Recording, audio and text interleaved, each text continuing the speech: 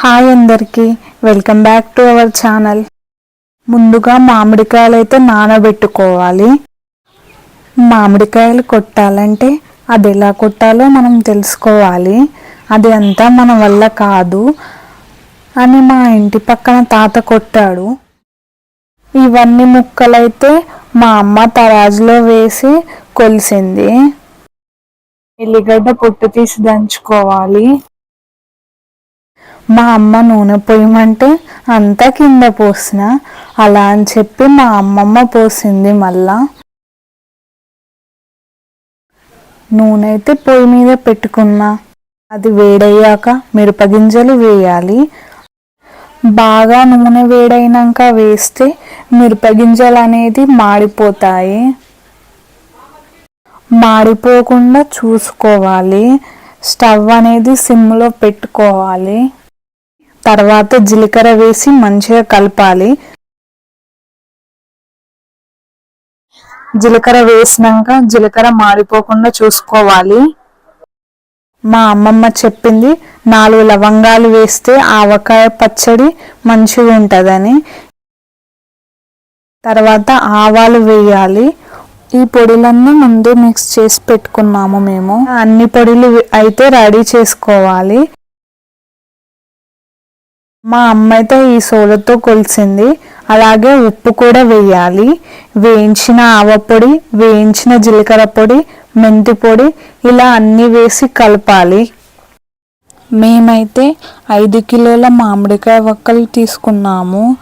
దానికి సరిపడా ఉప్పు కారం వేసాము.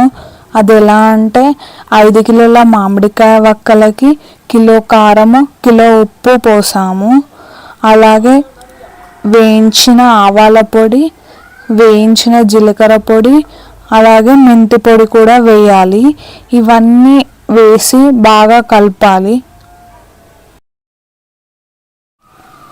ఇవన్నీ వేసి మంచిగా కలుపుకోవాలి. సమ్మర్ వచ్చేసిందంటే మామిడికాయలు ఉండాలి. మామిడికాయలతో పాటు మామిడికాయ పచ్చడి కూడా ఉండాలి. ఇవన్నీ కరెక్ట్ కొలతలతో వేసుకోవాలి. మెంతి పొడి అయితే ఎక్కువ వేస్తే పచ్చడి చేదవుతుంది. మెంతి పొడి అనేది తక్కువ వేసుకోవాలి పచ్చడిలో. మా అమ్మ అయితే ఈ సోలతో కొలిసి కారం తట్టలో పోసింది. అలాగే ఇందులో కొంచెం ఎల్లిగడ్డ కూడా వేసుకోవాలి.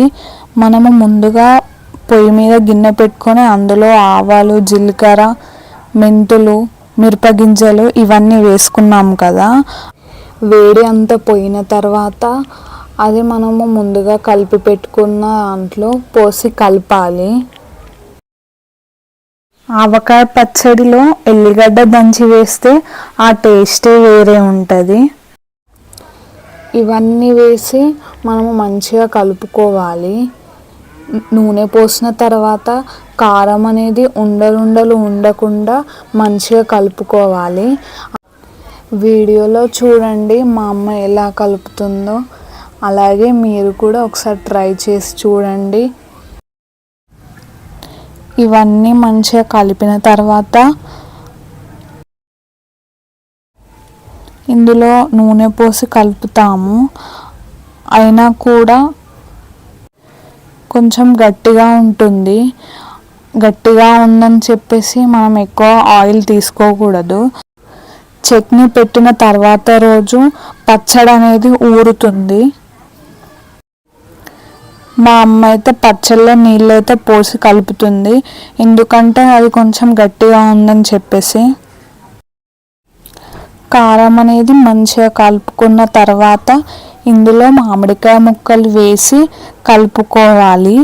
మామిడికాయ ముక్కలకి కారం అనేది మంచిగా కలిసే విధంగా కలుపుకోవాలి. చట్నీ సరిగ్గా కలుపుకోవాలి, లేకపోతే చట్నీ పాడవుతుంది. పొడిలు అయితే అన్నీ వేసి బాగా కలపాలి. అందులో మా అమ్మ అయితే నీళ్లు పోసి కలిపింది. కానీ మా చట్నీలు అయితే ఇంతవరకు ఖరాబ్ అనేది కాలేదు. వీడియోలో చూడండి ఎలా కలుపుకోవాలో. ప్రతి ఒక్క ముక్కకి కారం కలిసే విధంగా కలుపుకోవాలి. మనము చట్నీలు మంచిగా కలుపుకుంటే పచ్చడి చాలా రోజులు నిల్వగా ఉంటుంది. ఉప్పు తక్కువ పోసినా, కారం సరిగ్గా పోయకపోయినా చట్నీ అనేది పాడవుతుంది.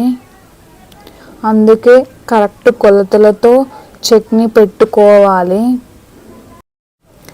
చట్నీ గట్టిగా ఉందని చెప్పేసి భయపడకూడదు.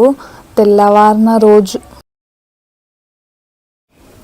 ఇలా అంతా కలుపుకున్న తర్వాత చట్నీ అనేది మడతమాన్లో పెట్టుకోవాలి. మనము స్టీల్ డబ్బాలలో స్టోర్ చేసుకోకూడదు. చట్నీ నల్లగా అయిపోతుంది. ఇలా మడతమాన్లు దొరకకపోతే గ్లాస్ సీసాలు ఉంటాయి కదా, అందులో నిల్వ చేసుకోవాలి.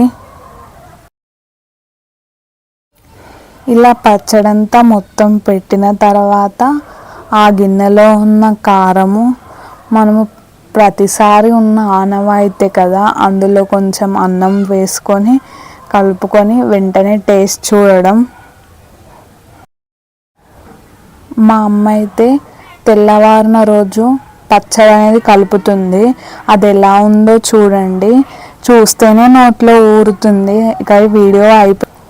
ఇక ఈ వీడియో పెట్టిన వెంటనే వేడి వేడి అన్నంలో పచ్చడి వేసుకొని తింటాము.